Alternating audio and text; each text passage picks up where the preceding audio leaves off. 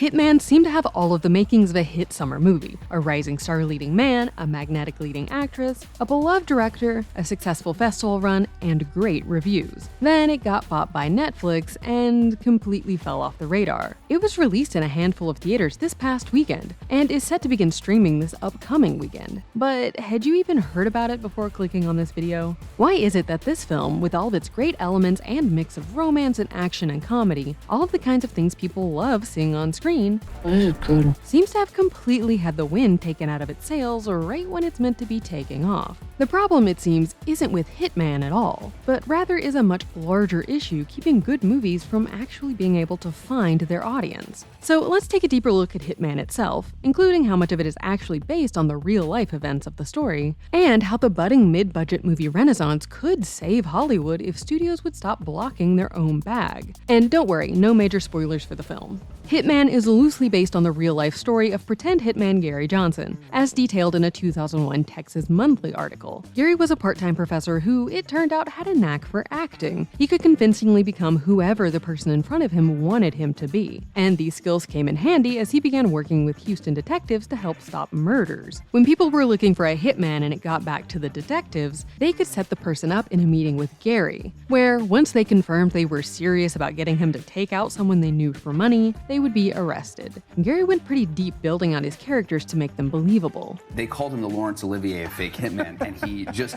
put on all these identities and characters. He feels like he's embracing humanity in a way that he can't when he's Gary. Which is also the case for Glenn Powell, who plays him in the movie. He really went off the deep end on these. You know, he was working on accents, he had accent coaches, he had, reading books on body language, all this stuff. But the film itself is actually just spun off from a short anecdote near the end of the article, about a time when Gary switched gears upon receiving a call for a hit. Before Johnson contacted her, he did some research into her case. He learned that she really was the victim of abuse, regularly battered by her boyfriend, too terrified to leave him because of her fear of what he might do if he found her. Instead of setting her up to get sent to jail just because she was desperate to get out of a terrible situation, he instead decided to help her out and worked to set her up with a battered women's shelter and social services where she could get help to get out of her relationship and back on her feet. In the film, this meeting is actually the spark of the whole story. Instead of just providing some assistance like in real life, in the movie, the two fall in love and end up on an action-packed, often chaotic road to trying to figure out their happily ever after.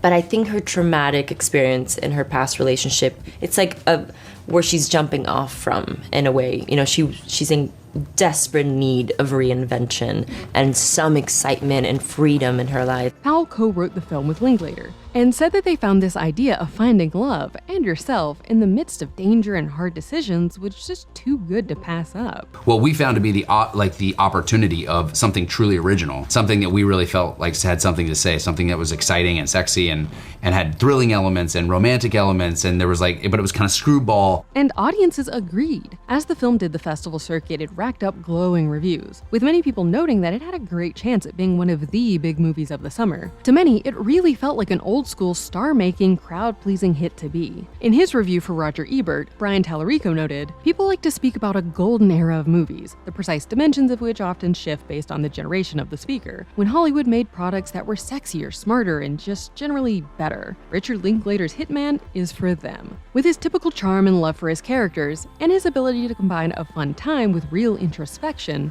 I'm gonna take your picture, so I never forget you, or all this. Linklater elevates what could have just been a run-of-the-mill action flick into something much more interesting. Adria Arjona shines as Madison, who is just as cunning as Gary, in what should be, her breakout movie role. I loved the character of Madison and sort of how she transforms and shapeshifts. Glenn Powell, who also worked with Linklater on the underrated Everybody Wants Some. You gotta notice the clues, Ro. There was a typewriter in the back. Oh, yeah. They're intelligent girls. You have to rise and meet them on their level. Huh, is that right? Act like you've read a book before, jeez. Has been climbing his way up the leading man ladder since he started and Set It Up. I wanna this pizza.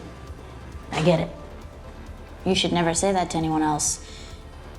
But I get it. He even became a meme. This has gotten out of hand. Wasn't invited to the Hidden Figures premiere, but I told them that I actually just happened to be in New York and was just a little too excited to be there. I grew myself like a rodent. And with the surprise super success of Anyone But You earlier this year. When did you so out of shape. You have like a 10 pop. I'm not out of shape. I've been to 295, 300 once. I just don't do cardio.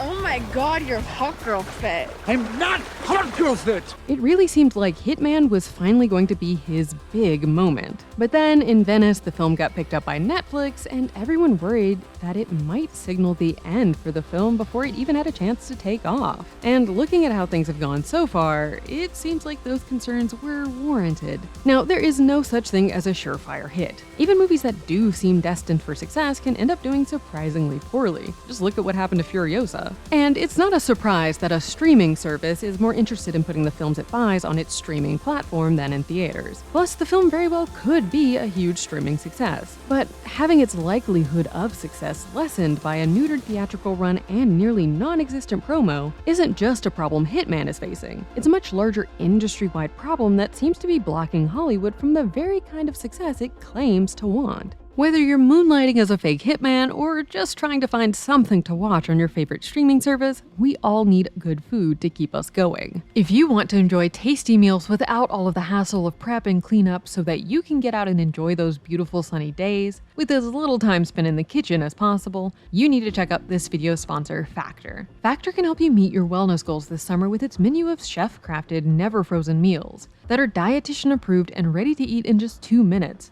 I love that Factor helps me fuel up with delicious meals without taking time away from the things I enjoy. Instead of having to shop, prep, cook, and clean, I just get these great meals delivered straight to my door and can have one ready to go in just 2 minutes. And with 35 different meals and more than 60 add-ons from breakfast to dessert, you always have new options to explore. Head to factormeals.com/thetake50 and use code THETAKE50 to get 50% off your first box, plus 20% off your next box. That's code THETAKE50 at factormeals.com/thetake50 to get 50% off your first box, plus 20% off your next box while your subscription is active. Hollywood is eschewing interesting films in favor of seeking out paint-by-numbers movies they can shuttle out via assembly line and pop a brand name on, and make billions of dollars, all chasing that sweet, sweet MCU success that not even MCU can keep up with anymore, is certainly nothing new. Hollywood is not a meritocracy, and just because you write something compelling and great, there's 1,000 other people that have to say yes to get that movie to the screen. But another side to that conversation is the way that these larger distributors have also started buying up those smaller and mid-sized films that they refuse to finance once they see that audiences are interested in them, but not in an effort to help expand their reach, but instead just to make sure that no one else gets to reap that success. They can then just throw it onto the pile of their thousands and thousands of other properties and tell viewers how great it is that it's in there somewhere if they can find it. You know what drives me crazy? What? There's all these people talking about how great technology is and how it saves all this time. But what good is saved time if nobody uses it? There's nothing inherently wrong with streaming. It's great to have the option to watch our favorite movies from the comfort of our own homes. But the fact that even the streaming companies themselves seem to see streaming as second-rate, not a true source of entertainment or art, but just something to juice their own portfolios with, adds into this problem where good movies have such a hard time getting made, and then, even if they do, they often get trapped in the endless scroll. What do you want to watch? Oh, I'm easy. Let's see what's on Streamberry. All right. Linklater and Powell couldn't find studio financing for Hitman initially. They were told it was too unique in its blend of genres, and thus would be hard to sell. The business didn't know what to do with it. But then, once it began doing well on the festival circuit, it got interest from the money people. No. They can't do this to me. There are only so many ways for me to tell you that they absolutely can.